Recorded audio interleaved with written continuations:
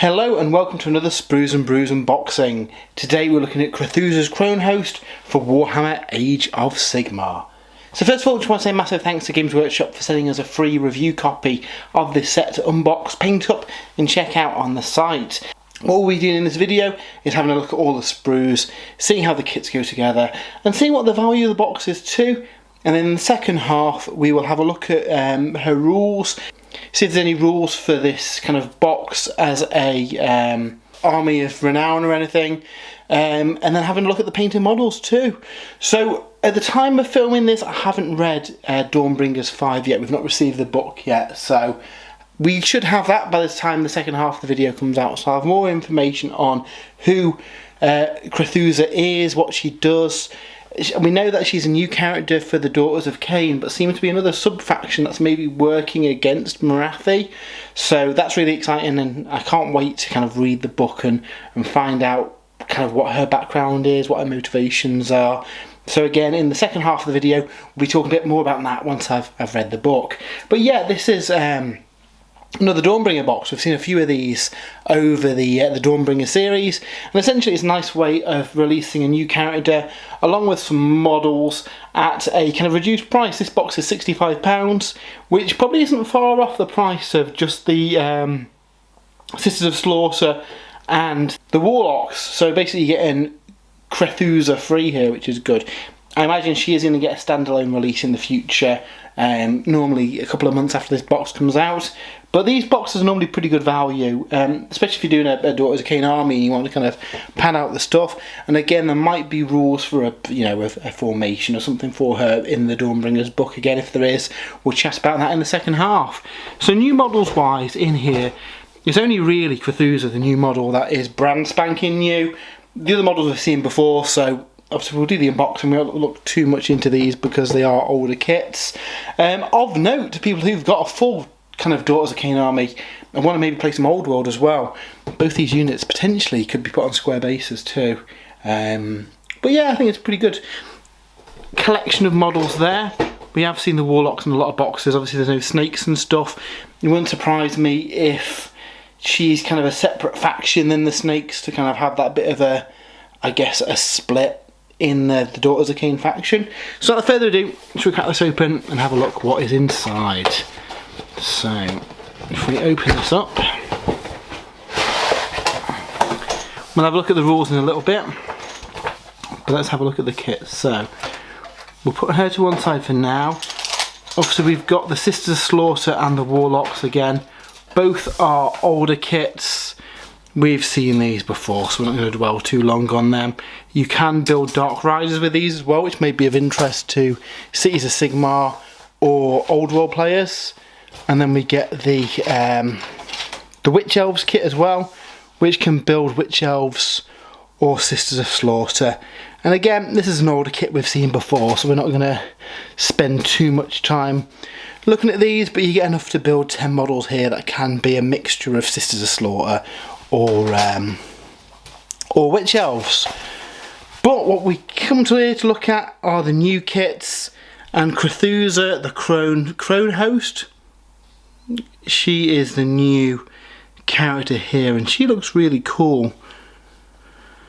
Obviously got lots of kind of ravens, birds kind of on her little piece of scenery she's standing on, and she's got those really cool kind of wings as well. I don't know how I'm going to paint her up. I don't know whether to do her like the box art, or maybe give her black wings and black hair, giving her a bit of a Sadako from Ring kind of vibe to her maybe. But yeah, this looks like a really nice kit, and I'm looking forward to getting her built and get some paint on her. So before we jump into the second half of the video where we'll have these painted and chat about her rules and the like, we'll just have a quick look at the instructions for her. And I don't think she's going to be too difficult to put together. So from a sub-assembly point of view, you might want to leave the wings separate and leave her separate than a scenic base, but I don't think it's going to be too difficult to do this one. She hasn't really got that many parts and she doesn't look too fiddly, so hopefully it's quite a nice one to put together. After we do the instructions, of the Sisters of Slaughter. You don't actually get Witch Elf instructions in here, but you can build them as either. And then the same with the Doomfire Warlocks as well. You can build those as Dark Riders if you want to. Instructions aren't included in here, but you can easily find those online. Now we do get a little stat block for her there. Obviously in the second half of the video I'll know what our rules are, so we'll talk through those then. So without further ado, let's jump to the future and have a look at what she does in game. And here is the Croneseer in all her glory. It was a really fun model to build and paint up. One thing that I'd have done in hindsight is I built the entire thing as one assembly, and doing that makes it a little bit tricky to get to her body underneath all her hair and kind of in front of the wings there. So if I was to do it again, I would probably try and leave the head separate and the wings separate. It's just going to make it a little bit easy to get to some of that detail. Spraying it a dark colour kind of, conceals most of that stuff hidden away in there, so it wasn't too much of an issue. But yeah, you're definitely going to have an easier time with it if you do leave it in a couple of assemblies, because yeah, she's going to be a little bit of a tricky one to paint up. But she is an absolutely gorgeous model. I've painted her up to match the rest of my Daughters of Khaine, and I'm very tempted to kind of use her sub-faction to create a new Age of Sigmar army, because they've got some really interesting rules. I mean, first of all, if we talk about her rules, Krethusa can move 14 inches, she's quite quick, she got fly, 6 wounds, bravery 9, 5+ save. She's got an okay combat stat, 4 attacks, hitting on 3s, wounds on 4s, -1 rend and 2 damage, and then 2 attacks, 3s and 4s, -1 rend, 1 damage. But you don't really take her for a combat prowess, you take her to kind of like her abilities that support and buff the army, and some nasty things that she can do to the enemy army as well.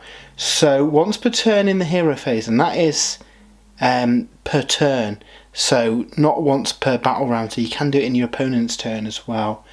If she's wholly within 6 inches of a friendly cauldron of blood, she can try to commune with Morai Heg. So she picks a unit, rolls a dice, and on a 2+, she can pick a prophecy to enact. Now it's worth noting that you can't use this prophecy on any Scathborn, Melusi, or the Shadow Queen, or Medusa either. So all of Morathi's lot, so snakes, canaries, all that stuff, she cannot use these abilities on, but they're pretty good. So Prophecy of Silence means that enemy units within 3 inches cannot receive commands, which is pretty good. A very good one is Prophecy of Dark Wings. That lets the unit make a normal move if it's not already made a normal move. So that's pretty good for, in your opponent's turn, scrambling something forward onto an objective, which is pretty nice. Prophecy of Reclamation means that while the unit's contesting an objective, only heroes or monsters can contest it. So that's interesting too. You can pretty much lock down an objective and stop your opponent from getting it in their own turn, which is cool. She also has a 4+ ward save, keeps her ticking a little bit longer. Her best ability is probably her unique prayer, Murder of Crows. Goes off on a 4+, so tricky one to get off, 18-inch range. You pick an enemy unit, they suffer D3 mortal wounds, and then you roll a dice. If you roll higher than their wounds characteristic, they subtract 1 to hit for the rest of the game. So yeah, that is pretty good. Basically, she sends her crows off after a unit and they peck her eyes out. So yeah, that's a really cool ability. Now, her sub-faction does get rules in the new Dawnbringer book. The Croneseer's Pariahs. So these guys, as you expect, because it's based around her, you can't take Scathborn, Medusa, Melusi, the Shadow Queen, Morathi, any of that stuff. It's just the, I guess, pure-blood elves. And they're pretty good. It basically replaces the battle traits and abilities and stuff for the standard Daughters of Khaine, and you instead represent her little splinter faction that's basically fighting back against Morathi. Their army-wide ability is if the unmodified hit roll for an attack is a 6, that attack automatically wounds the target and the rend is improved by 1. This is really, really good. If you combined it with, say, some witch elves with a gladiatrix, so they're already, got pretty decent rend. Yeah, all out attack on a unit of those. You've got a lot of attacks hitting on 2s, any 6s also wounding, and then I think they'd be on 2 rend at that point. So yeah, pretty cool. Their main mechanic is laden with prophecy. This is all about cauldrons of blood. So the cauldrons start the game empty, and if an enemy model is slain within 3 inches of one, the cauldron becomes full. Once a cauldron is full, it gets a 4+ ward save against shooting attacks, and it is -1 to hit all Croneseer Pariahs within range of the Cauldron of Blood's Blood Shield ability. So as well as improving armour saves, it's going to make units -1 to hit as well, which is really cool. So you want to try and fill up the cauldron where you can. And then what makes it really cool, the Bloody Haruspice, at the start of any phase, and that is any phase in either player's turn, you pick a Cauldron of Blood within 6 inches of her. If you do, the Cauldron of Blood becomes empty and she can immediately use her Burnt Offerings ability. So that means that she can, do it twice in the hero phase, or use it in the hero phase then another phase. Again, those abilities are quite useful, so being able to stack that by getting her to empty the cauldron is really, really cool. A lot of people moan about Warlocks being, not the greatest, and you get them in a lot of boxes. Warlocks become really good in her faction. They're battle line for a start, so a nice cheap battle line option. That is also a wizard. Once per turn, after an enemy completes a charge move, a unit of Warlocks on a 3+ can immediately move 2d6 inches. So that is really cool too. You can kind of bait out units with your Warlocks, get them to charge in, and then just run away 2d6 inches. So really cool ability that. The whole army's got a 6+ ward save, and then there's a unique heroic action that you can do where you pick a unit within 3 inches of a hero. That unit suffers d6 mortal wounds that can't be negated. Then on a 4+, a Cauldron of Blood becomes full. So that's a pretty good way of filling up your cauldron and doing some mortal wounds to a target.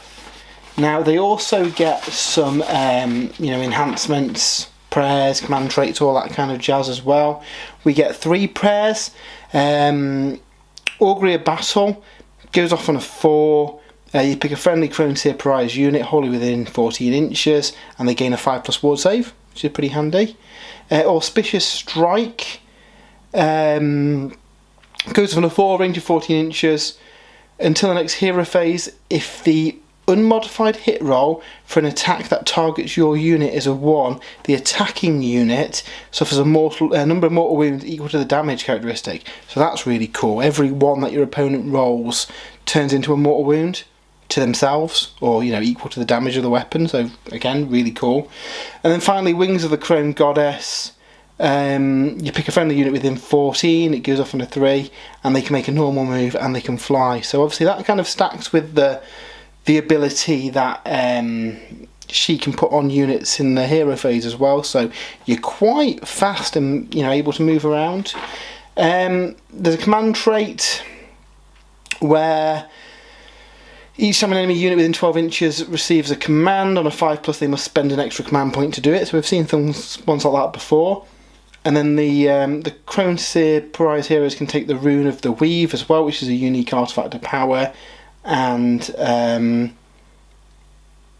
once per battle,